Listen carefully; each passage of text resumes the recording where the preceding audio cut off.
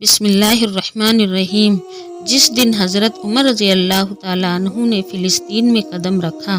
فلسطین و بیت المقدس کی زمین پر آج بھی 30,000 سے زیادہ نبیوں کی قبریں بنی ہوئی ہیں اور اکثر نبی اسی زمین کے آس پاس ہی۔ بیت المقدس کی مسجد کو حضرت سلیمان علیہ السلام نے جناتوں کے ذریعے بنوایا تھا اور ہمیشہ سے اس زمین پر کبھی یہودیوں نے قبضہ جمانے کی کوشش کی تو کبھی عیسائیوں نے۔ اسلام آنے سے پہلے یہی دونوں قومیں بیت المقدس کے لیے آپس میں لڑتی آ رہی تھیں، یہاں تک کہ فلسطین میں جب کوئی یہودی بادشاہ بنتا تو بیت المقدس کے آس پاس بسنے والے سارے عیسائیوں کو قتل کر دیتا، اور جب کوئی عیسائی بادشاہ بنتا تو بیت المقدس کے آس پاس بسنے والے سبھی یہودیوں کو قتل کر دیتا۔ صدیوں سے یہی ہوتا چلا آ رہا تھا۔ جب حضور صلی اللہ علیہ وسلم دنیا میں تشریف لائے اور لوگوں کو اسلام کی دعوت دی تو آگے چل کر مدینہ میں ایک اسلامی حکومت کی بنیاد رکھی گئی اور پھر دھیرے دھیرے آس پاس کے سبھی علاقے اسلامی حکومت میں شامل ہوتے چلے گئے، یہاں تک کہ حضرت عمر رضی اللہ تعالیٰ عنہ کی حکومت کے زمانے میں بیت المقدس کی فتح ہو کر مسلمانوں کے ہاتھوں میں آ گیا۔ حضرت عمر رضی اللہ تعالیٰ عنہ نے مشہور صحابی حضرت ابو عبیدہ بن جراح کو ایک بڑا لشکر دے کر مصر کی طرف بھیجا تاکہ ان علاقوں کو فتح کر کے اسلامی حکومت میں شامل کر سکیں۔ حضرت ابو عبیدہ رضی اللہ تعالیٰ عنہ نے بہت سی جنگیں لڑ کر مصر و یمن اور آس پاس کے سبھی علاقوں کو فتح کر لیا۔ اب آخر میں بیت المقدس ہی بچا تھا تو حضرت ابو عبیدہ رضی اللہ تعالیٰ عنہ نے آ کر اپنی فوج کے ساتھ فلسطین پر بھی چڑھائی کی اور اسے چاروں طرف سے گھیر لیا۔ اس وقت بیت المقدس عیسائیوں کے قبضے میں تھا۔ حضرت عمر رضی اللہ تعالیٰ عنہ کے دور حکومت میں ان کا اتنا دبدبا تھا کہ حضرت عمر کے نام سے بڑے بڑے بادشاہ کانپتے تھے، کیونکہ حضرت عمر رضی اللہ تعالیٰ عنہ کی ہی حکومت کے وقت ایران و روم جیسے بڑے بڑے ملک بھی اسلامی سرحدوں میں شامل ہوئے۔ جب روم و ایران جیسے طاقتور دیشوں کے بادشاہوں نے بھی حضرت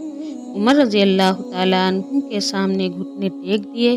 تو باقی چھوٹے چھوٹے ملکوں کو یقین ہو گیا کہ اب حضرت عمر جدھر بھی اپنا رخ کریں گے اس علاقے کو فتح کرنا ان کے لیے کوئی مشکل نہیں، اسی لیے اس وقت کے چھوٹے چھوٹے بادشاہ حضرت عمر رضی اللہ تعالیٰ عنہ کے نام سے ہی کانپتے تھے۔ اسلامی حکومت 35 لاکھ مربع میل تک پھیل چکی تھی کہ جتنے میں آج 3-4 بڑے ملک شامل ہو سکتے ہیں۔ اب حضرت عمر رضی اللہ تعالیٰ عنہ کا خوف تو پہلے ہی سے فلسطین عیسائیوں میں بیٹھا ہوا تھا، تو جس وقت حضرت ابو عبیدہ رضی اللہ تعالیٰ عنہ نے جا کر بیت المقدس کو ہر طرف سے گھیرا اور عیسائیوں کو مجبور کیا کہ وہ بیت المقدس مسلمانوں کے حوالے کر دیں تو پہلے تو عیسائیوں نے مخالفت کی، لیکن بعد میں وہ اس بات پر راضی ہو گئے۔ عیسائیوں کے ایک بڑے عالم نے آ کر حضرت ابو عبیدہ رضی اللہ تعالیٰ عنہ سے کہا کہ ہم صلح کرنا چاہتے ہیں، لیکن بیت المقدس کی چابیاں ہم تمہیں نہیں پکڑا سکتے، کیونکہ تمہارے اندر ان نشانیوں میں سے کچھ بھی نہیں جو ہماری کتابوں میں لکھی ہیں کہ ایک بادشاہ آ کر بیت المقدس کو ہم عیسائیوں سے لے گا۔ تو حضرت ابو عبیدہ رضی اللہ تعالیٰ عنہ نے پوچھا آخر اس بادشاہ کی کیا کیا نشانیاں تمہاری کتابوں میں لکھی ہیں؟ تو اس عیسائی عالم نے جواب دیا کہ ہماری کتابوں میں لکھا ہے کہ اس بادشاہ کا چہرہ تھوڑا سا لمبا ہوگا اور اس کی داڑھی گھنی ہوگی، اس کے بالوں میں کچھ سفیدی ہوگی اور وہ قد و صحت میں سے اچھا ہوگا۔ یہ صفتیں سن کر حضرت ابو عبیدہ رضی اللہ تعالیٰ عنہ نے مسکراتے ہوئے کہا، اے عالم، تم جس انسان کی بات کر رہے ہو وہ ہمارے امیر حضرت عمر بن خطاب ہی ہیں۔ تو اس ईसाई आलिम ने कहा कि हम बैतुल मुक़द्दस की चाबियाँ खुशी खुशी देने को तैयार हैं,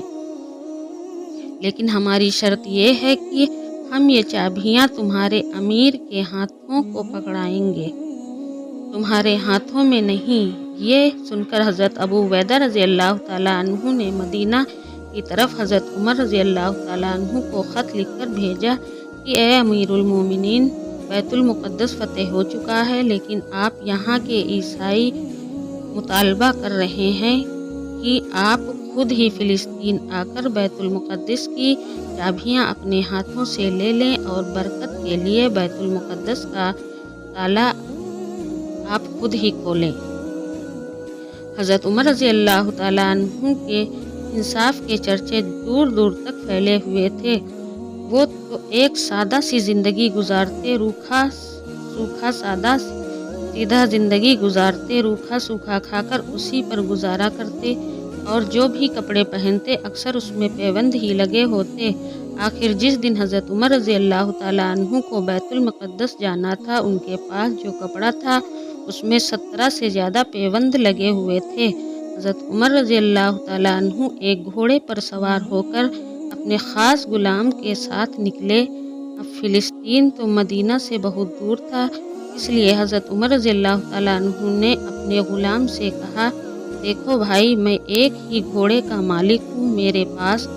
और घोड़े नहीं हैं। इस पूरे रास्ते हम दोनों में से कुछ दूर तुम पैदल चलना और मैं घोड़े पर सवार रहूँगा, और फिर कुछ दूर मैं पैदल चलूँगा, तुम घोड़े पर सवार रहना, क्योंकि अगर हम दोनों एक साथ इस घोड़े पर सवार हो जाएंगे तो ये घोड़े पर ज़्यादती होगी, और उमर अपनी हुकूमत में ये बर्दाश्त नहीं कर सकता कि किसी भी मखलूक पर कोई ज़्यादती हो। आखिर हज़रत उमर रज़ी अल्लाह ताला अन्हु अपने गुलाम के साथ फ़िलिस्तीन की तरफ रवाना हुए। पैर में फटे हुए जूते थे, कपड़े पर 17 पैबंद लगे हुए थे। थोड़ी दूर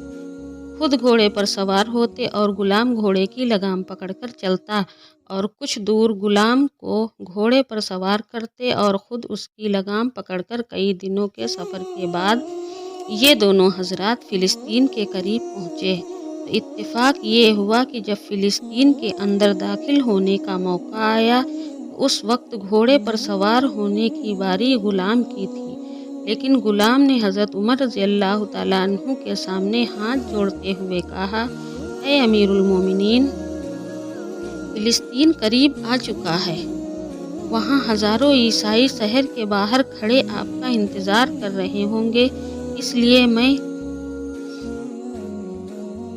अपनी बारी छोड़ता हूँ ताकि आप घोड़े पर सवार होकर शान शौकत के साथ फ़िलिस्तीन में दाखिल हों। हज़रत उमर रज़ी अल्लाह ताला अन्हु ने कहा कि ये नाइंसाफ़ी है, जब बारी तुम्हारी घोड़े पर सब बैठने की है तो तुम ही बैठो, और आखिर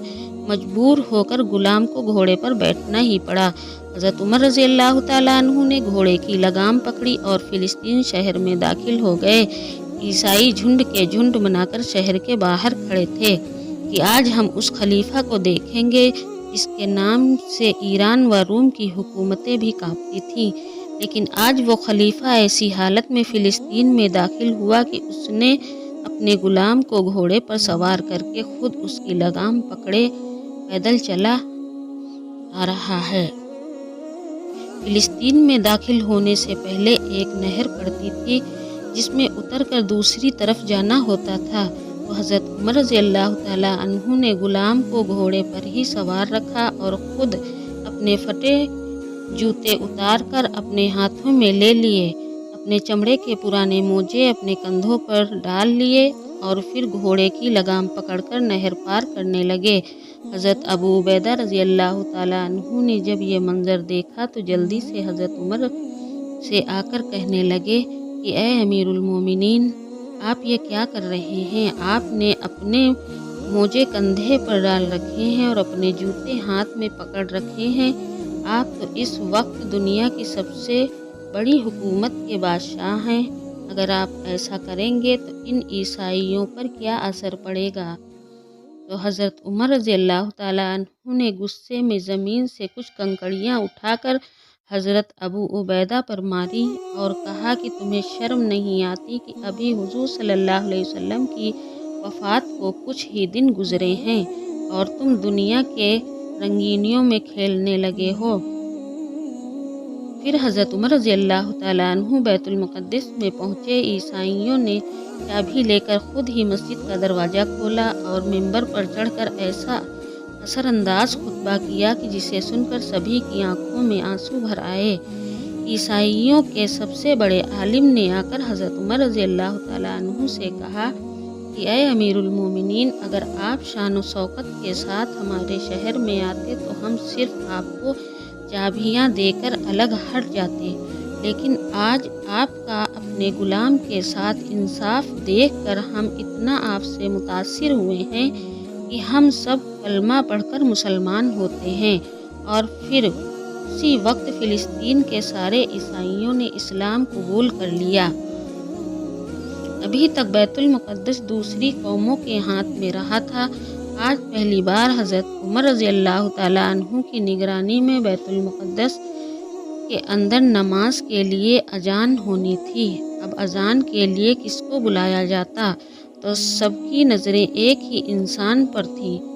جو کہ حضور صلی اللہ علیہ وسلم کی موجودگی میں ساری زندگی مسجد نبوی میں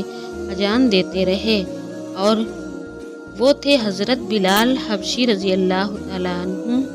حضور صلی اللہ علیہ وسلم کی وفات کے بعد حضرت بلال رضی اللہ تعالیٰ عنہ نے قسم کھائی تھی کہ اب میں ساری زندگی کبھی اذان نہیں دوں گا، کیونکہ جب بھی وہ اذان دینے کے لیے کھڑے ہوتے تو حضور صلی اللہ علیہ وسلم